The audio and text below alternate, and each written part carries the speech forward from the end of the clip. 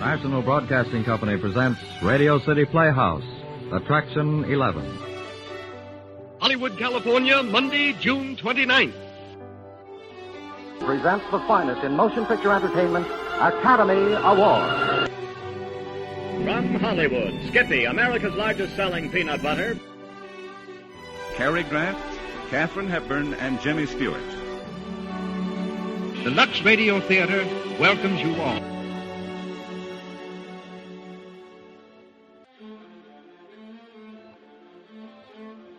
Hello everyone, and welcome to Drama and Theater, brought to you by Dwayne Old Time Radio. Before we get to today's drama, if you enjoy what I'm doing, let me ask you to subscribe to my channel. Subscribing is 100% free, and you will receive notifications on new posts. Lastly, if you have a moment, write a short 1 or 2 sentence review or give a rating on your preferred podcast service. A positive review or rating would help me out a lot. And now, on to the show. Oh yeah, and thanks for your support. I really do appreciate it. Hope you enjoy. Welcome to another week of Drama and Theater on Dwayne Old Time Radio. This week we have the series The Screen Guild Theater, and this is their 10th episode, titled Tailored by Toni. This episode stars Jimmy Stewart and Carole Lombard, and this episode aired March 12th, 1939.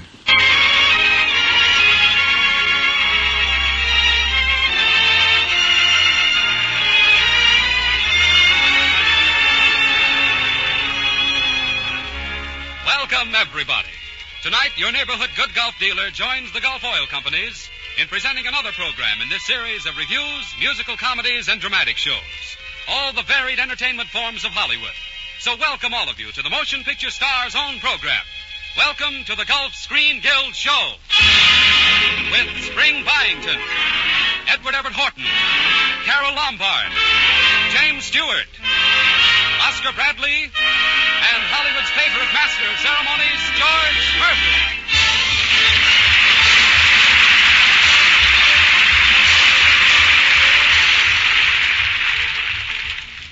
Good evening, ladies and gentlemen, and welcome to another of the Motion Picture Star's own programs, the Gulf Screen Guild Show.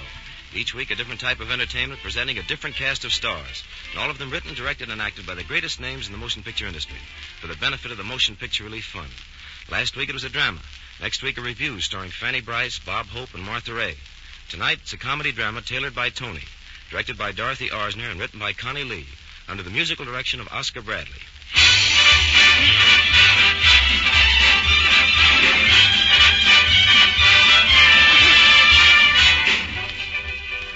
Tonight, we meet Carole Lombard as Toni Warren, New York's foremost designer of men's clothes. Her mother, Mrs. Warren, is played by Spring Byington. Edward Everett Horton is heard as Kenneth Pickles, her business manager. And Peter Graham, a Greenwich Village author, is played by James Stewart. Lights. Music. Curtain.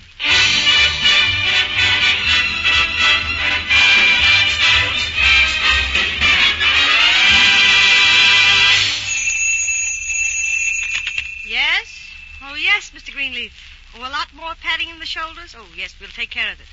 No, we don't put any padding in the hips. No, all right, we'll take care of it, Mr. Greenleaf. What shall I do about Mr. Ramon's pajamas, Toni? Send the Air Express to Honolulu. Yes? Do Mr. Olson's trousers have 18-inch bottoms, Miss Warren? 20 inches. Tell the switchboard not to send any more calls in here. I'm through. Why, Toni. Through for the day, Mother. There aren't any real men anymore. Nothing but strutting peacocks and pants. Why, Toni, some of our clients are very handsome. Handsome, yes. But put them in bathing suits and see what they look like. Who squares off their round shoulders? Who fills out their caved-in chests? I do, and I'm sick of it. Miss Warren? What's the matter now, Pickles? Have you seen the latest issue of the Gentleman magazine? No. Well, Miss Warren, it's outrageous. It's terrible. Just look at this article by that gigolo of the trade, Michael Barbonnet. Isn't English, Pickles? I couldn't... Of course it's in English. Well, then don't worry. Michael speaks with such an accent, no one will understand a word of it. Mother, what was the article about? He titles his slanderous essay, The Well-Dressed Man Prefers the Clothing of a Man, For a Man, and By a Man. Oh, but he's got it all wrong. It's of the people, for the people, and by the people. I remember distinctly. Washington, wasn't it? What else does Michael say, Pickles? He says, was it? Please, Mrs. Warren, please. He says that red-blooded men have an aversion to being pointed out as the clients of a female dressmaker. Oh, Oh, he said that, did he? In hope that some of my customers will wear his unpressed mail sacks. He announces to the world I'm a female. Oh, I'm afraid that's my fault, Tony. I promised your father a boy. But I was so young at the time. Oh, youth. Yes, it's too late to correct the mistake now, Mother. Pickles? What's that? Where can I find the most atrociously dressed man in New York? Well, I should say any one of Barbonet's clients. Oh, no. You must be an artist, a sculptor, a writer, some undiscovered genius, unknown, unrecognized, uncouth. Oh, how romantic, Tony. Now, I'll make him successful, and then I'll expose him as a Toni Warren creation. Oh, an inspiration, a divine inspiration, Miss Warren. I'll prove it isn't the clothes that make the man. It's Toni Warren who makes the clothes, who makes the man. Who's that by, dear? By me, Mother. Pickles, where can I get my man? Why, someone like that ought to live in Greenwich Village. Miss Warren, I think I know the very spot. Spaghetti Joe's. Get your coat, Mother. Call a cab, Pickles. We're dining sub rosa at Washington Square.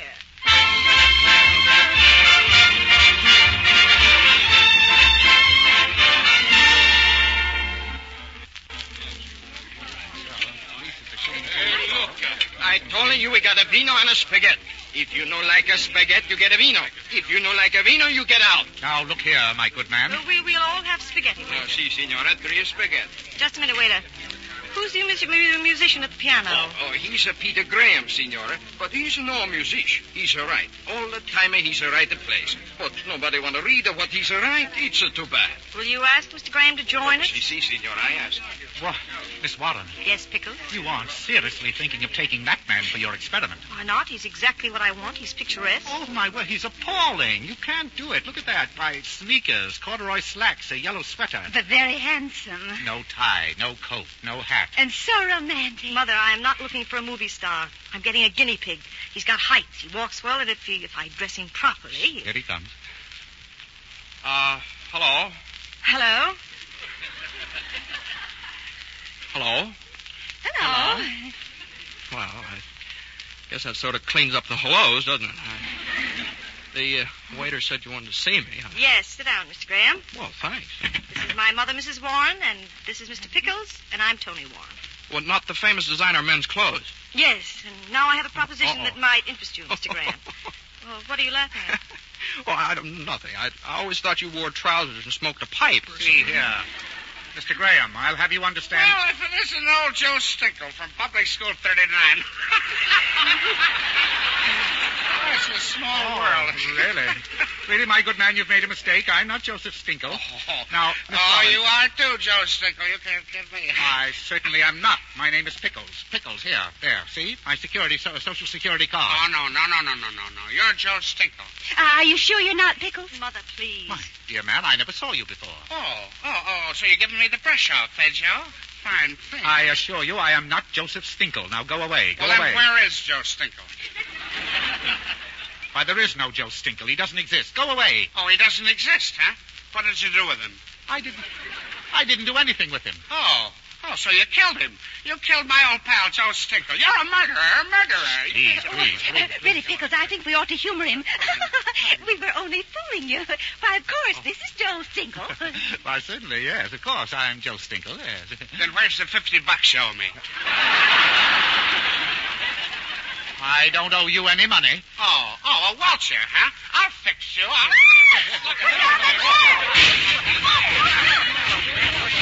Hey, come on, let's get out here. Here's the side door. But Mother... No, come on. But wait a minute. Where are we going? Never mind. Just keep running. Wait, will you let go of my arm and stop dragging me around? Here's the bus. Come on. Come on, catch the rail. Will you please? Here, hang on to the... You'll break your neck. Now, there. You all right? Well, what are you, a kidnapper? What about my mother and Pickles? Oh, they're perfectly safe. Safe in the middle of a gang fight? Oh, no, I forgot to tell you. That fella starts a brawl every night by pretending he's drunk and looking for Joe Stinkle. That's all. You mean it was all a gag? Yeah. Just atmosphere, Visitors in the village like to get something for their money. Nobody ever gets hurt. Well, of all the low-down... Conductor! Yes, ma'am? Stop the bus. I'm getting off. Oh, yes, conductor. We're both getting off. Then I'm staying on. Yeah, we'll stay on, Hey, but... look, folks, will you please make up your minds? We got a schedule to keep. All right, start your old bus, but I'll find a seat on the upper deck alone. Hey, she seems kind of upset. Yeah, she... Look, I don't know much about girls. How long does it take them to cool off? Grant's tomb. Grant's tomb. What? Grant's tomb. I've been on this run 10 years, and I'm an authority. There's something about riding along by the Hudson in the moonlight that breaks down even the most stubborn.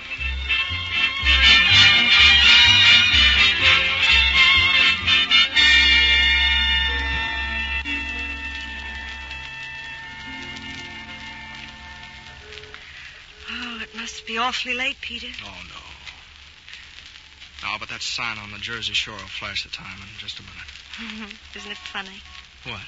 Well, the way things happened, when I got up this morning, I never thought I'd sit on the steps of Grant's tomb and be kissed in the moonlight. Peter. Yeah?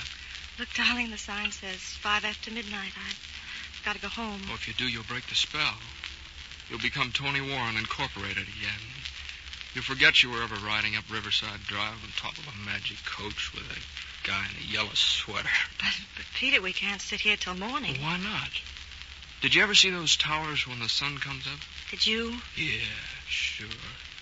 My first morning in New York, I slept the night before on a park bench with a bunch of play manuscripts as a pillow. Yeah, I guess that was all they were good for. No one liked them, Peter? Like them? Well, I couldn't even get into managers' offices. Do you mind if I tell you why? Look, Toni, darling, you can tell me anything. Do you know why I asked you to our table? Oh, yeah, of course, my fatal charm. No, because you were one of the worst-dressed men I've ever seen. Oh, well, thanks. Now I've hurt your feelings. Oh, no. Only, what'd you plan to do? Sort of exhibit me in your window as a horrible example or something? No, I wanted to dress you up and introduce you to the right people, and then if you became a great playwright, I'd say it was all due to my tailors. Oh, so you were interested in my commercial value. But Peter, dear, now I'm interested in you, and I want you to be a success. I want to help you, and will you let me? No, we Vermonters don't accept help from strangers. But I'm not a stranger. Of course, if you were, no, you wouldn't consider that. Wouldn't consider what? Well, if you were, no, you wouldn't do that. Wouldn't do what? Well, you wouldn't do it. I mean, did you ever think about getting married? No, why should I? Well, why shouldn't you? Because I'm perfectly happy just as I am. I've worked hard, made a place for myself. Why should I give it up just to marry some man? Well, not some man. You see, I'm the guy who's asking you. You're asking... You mean... Peter, darling, Yeah, sure. Now, look. New York's no good for me. I don't know. I just don't fit. But I got a farm up in Vermont. I want you to go back there with me. Will you, Toni? I can't, Peter. Why? I don't think I'm the kind of a wife you want. I love New York, being somebody. I couldn't live in Vermont. I'd have to wash dishes and get your meals and all the other things. And, well, in 2 weeks I'd go crazy. And darling, so would you. Well, don't you think that maybe No, Peter, if we Peter. I'm Toni Warren. I want to stay Toni Warren. I couldn't give it up. I just couldn't give it up. Oh. Well, I guess it wouldn't work. No, it wouldn't work, Peter. No, I guess it wouldn't. Well, you'd better take me home. Yeah, I'd better. Steps sure get hard, don't they? You were right about the spell, Peter, only it's fading before morning. Yeah. It's late. Oh, here comes a bus. Maybe we better get it, huh? Yes, it doesn't look like a magic coach anymore. It's just a big green bus. Yeah, it does. Watch your step, please. Peter. Yes, Toni. We can't let it end this way. Come on, buddy. You're getting on the bus or staying off? Look, I guess I could stand New York. No, I'll go to Vermont with you. No, but I couldn't let you do that. But what can we do? Make up your mind. The suspense is killing me. Now, listen, Toni, we'll both give up something. I'll give up Vermont, and you just give me a few hours a day. Will it work, Peter? It's got to work. We'll make it work. We're crazy to try it, but Peter, we'll be happy. Be happy, Toni. We are happy. And so is the Fifth Avenue Bus Company, buddy. Service is now resumed.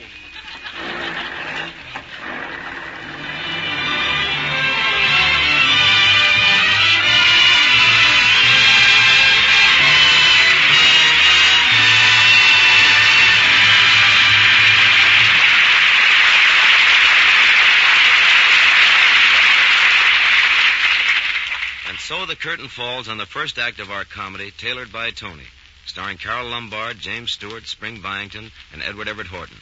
And now, just a word from John Conti. Right in your neighborhood, perhaps just around the corner, there is a Gulf station operated by a fellow citizen.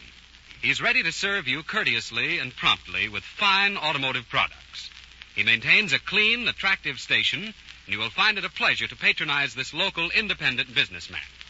If you are not now using Gulf products and enjoying good Gulf service, we hope you'll stop at the sign of the orange disc the next time you need gasoline or motor oil. We know you like the many free services, and better still, we know you like the way your car performs with good Gulf products.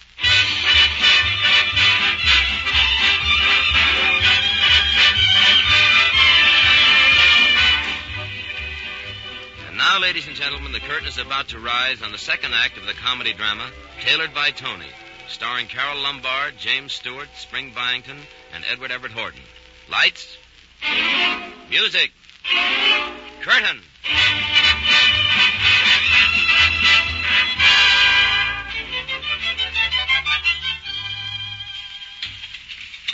Oh, how does Miss Warren ever cook anything in this kitchen?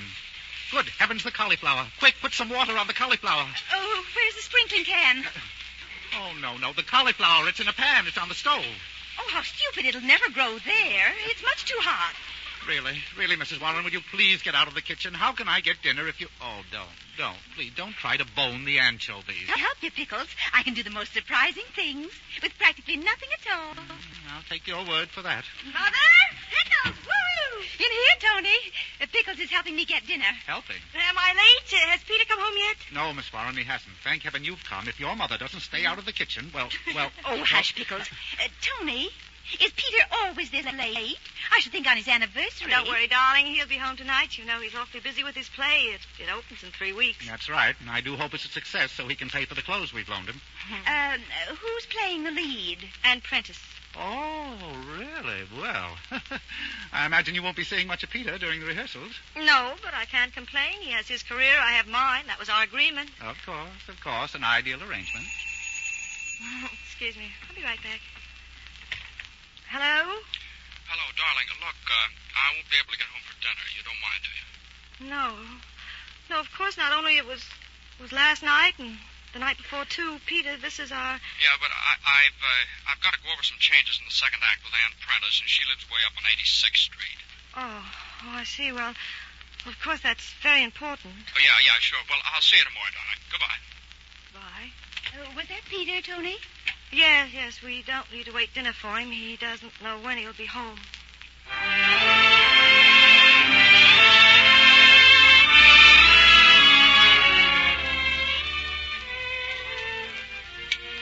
More coffee? Coffee. Oh, yeah, thanks. Is the morning paper as interesting as usual? Yeah, I guess so. What's the weather? Weather? I don't know. Let's see. It's fair and warm, I'd say. Why? Some friends asked me to run up to Saratoga to the races. You don't mind? No. I won't be home anyway. Ann Prentice wants me out in Long Island. It's rewrites in the second act. That second act should be a wow. Yeah, well, I've got to rush. I'll see you later, darling. So long. So long.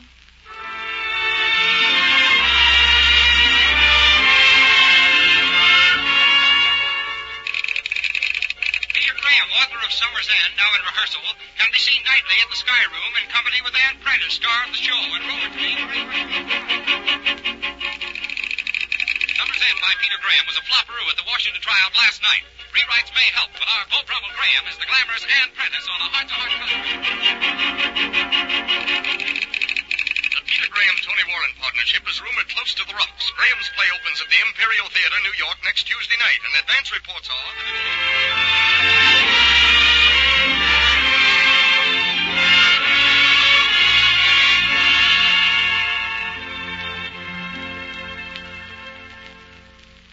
So nice of you to come backstage, Miss Warren. Oh, thank you, Miss Prentice. I believe you've met my mother and Mr. Pickles.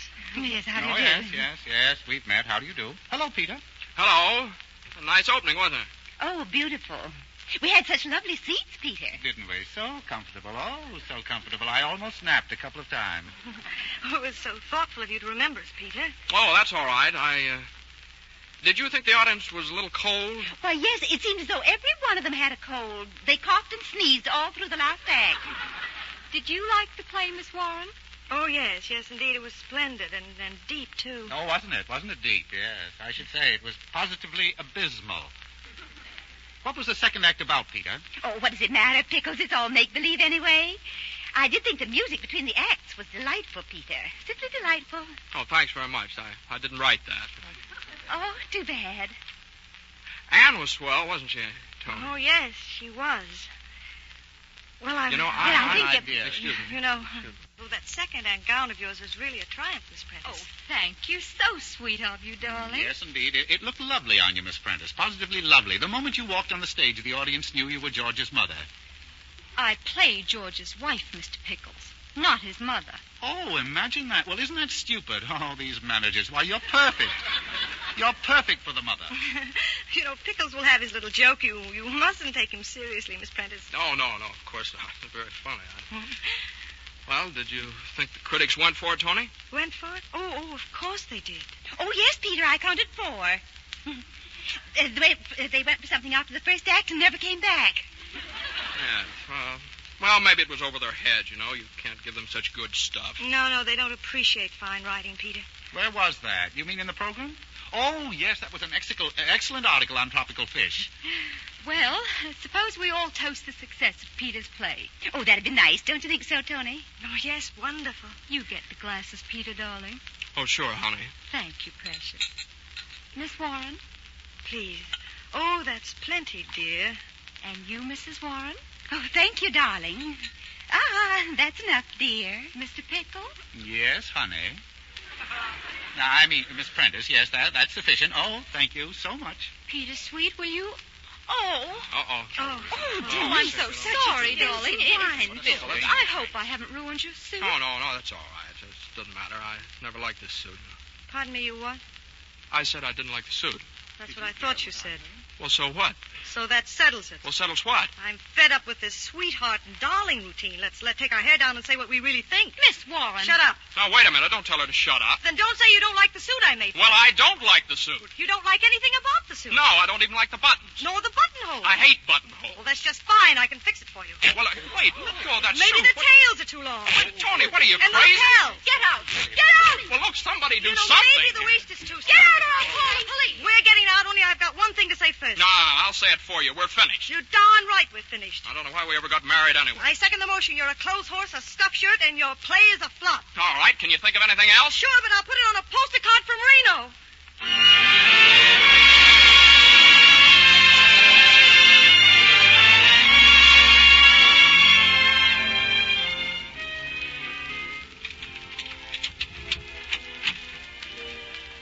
Oh, is that you, Pickles? The 2 bags in the hall already, but... Oh. Hello. Hello, Peter. I'm not butting in on anything, am I? No, I just came up to get some things before the apartment was closed. Yeah. That's what I came up for, too. Well, just go right ahead. Sure, I won't bother you. I could come back. No, I'm almost finished. Things are pretty dusty. Yeah, they are dusty. I had some shirts here someplace. In the bottom drawer of the bureau. Oh, yeah, that's right. The bottom drawer. You go right on with your packing now. Don't let me hold you up. Well, I am in a hurry. My train leaves in an hour. Mm-hmm. Look, Toni, have you seen my slippers? Yes, they're under the bed. Where? I don't see them. On your side? Oh, yeah. My side. Funny me looking over there, wasn't it? Guess maybe it was because I always used to stop on that side to kiss you goodnight. Yes. Oh, the snake plant. I don't know what to do with that. Oh, yeah. What are we going to do about that? It certainly needs water, doesn't it? Remember the night we got that? Went down to the dime store to buy a lot of pots and pans and gadgets. It certainly is a silly-looking thing, isn't it? No, it isn't. It's beautiful. Whoever saw an elephant with a plant growing out of his back? But you said the elephant was good luck in a house. No, we named him Jumbo. You won't give it to the janitor. Oh, no. But, Toni, look, I think you ought to have Jumbo. After all, I bought him for you. All right. I'll take him with me. To Reno? Well, why not? Is there anything wrong in that? No. It's swell. Well, I guess I've got everything. You sure? Yes. Bye, Tony. Peter. Goodbye, and I wish you luck. I wish you luck, too. Oh, Jumbo.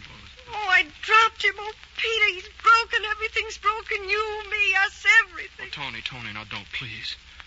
Listen to me, Tony. I love you. I'll always love you. Peter. Look, Jumbo can be fixed. Just a little glue, he'll be okay. And we can be fixed, too, Tony, honest.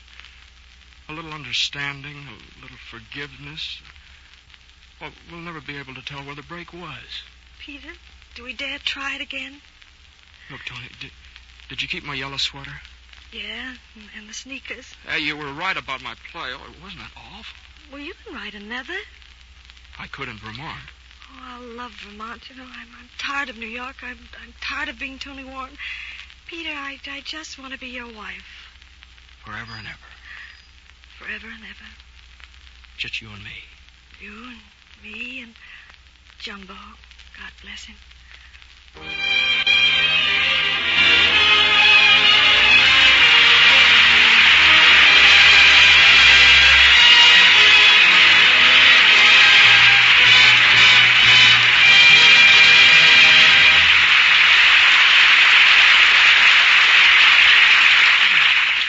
And now, before the cast takes their curtain call, just a word from John Conte. Thank you, George. Ladies and gentlemen, we hope you've enjoyed tonight's Gulf Screen Guild show. The Gulf Oil Companies and your independent good Gulf dealers who bring you this program want to give you tops in radio entertainment, just as it has always been the Gulf policy to give you tops in service and in products. Take Gulf No-Nox ethyl gasoline, for instance. Gulf No-Nox has the highest anti-knock rating available to the American motorist. Gulf No-Nox is just what its name implies, a really knock-proof motor fuel. It ends that pinging, chattering sound that you hear in your motor when you accelerate rapidly or drive up a hill. And when you eliminate motor knocks, you also eliminate an important cause of motor trouble and therefore repair bills. So try a tank full of Gulf No-Nox ethyl. We hope you'll like the performance of this outstanding knock-proof gasoline, just as we hope you've enjoyed the performance of the outstanding film stars that we bring you in these Gulf Screen Guild shows.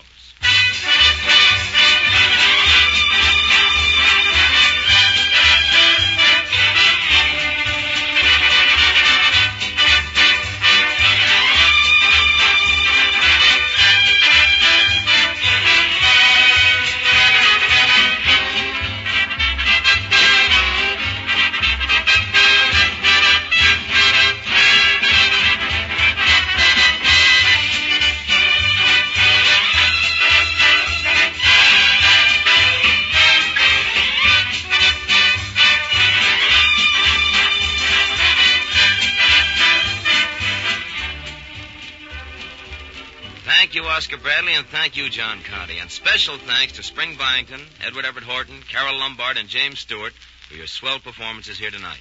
Well, thank you very much, and good night, George. Good night, Eddie. Good night, George. Good night, Spring.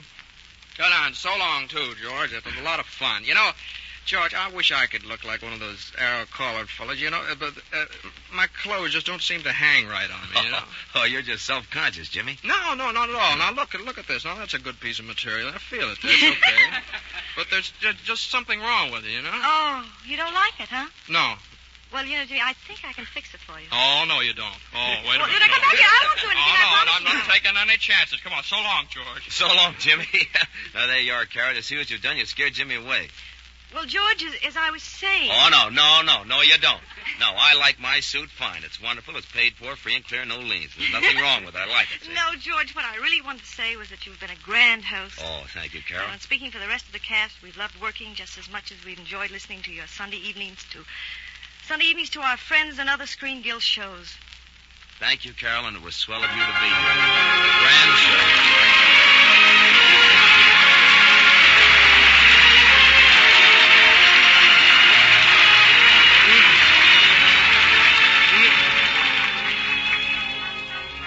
Next week, same time, same station. The good Gulf dealer in your neighborhood joins the Gulf Oil Companies in welcoming you to another Gulf Screen Guild show with a review starring Fanny Bryce, Bob Hope, and Martha Ray. Until then, this is George Murphy saying thank you for the motion picture industry and for the Gulf Oil Companies. And good night.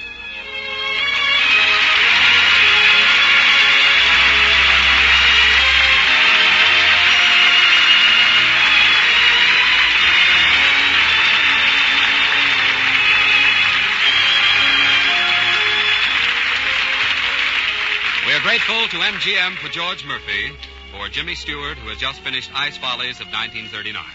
Carole Lombard may now be seen in the Selznick release, Made for Each Other. This is John Conte speaking.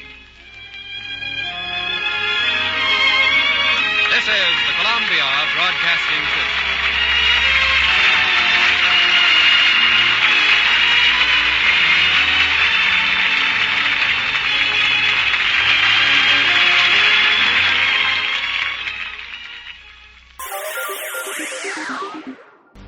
Thank you for listening, and I hope you enjoyed. As always, you can listen to my podcast on all podcast services. Hope you enjoyed, and until next time, stay safe, wish you well, and as always, peace.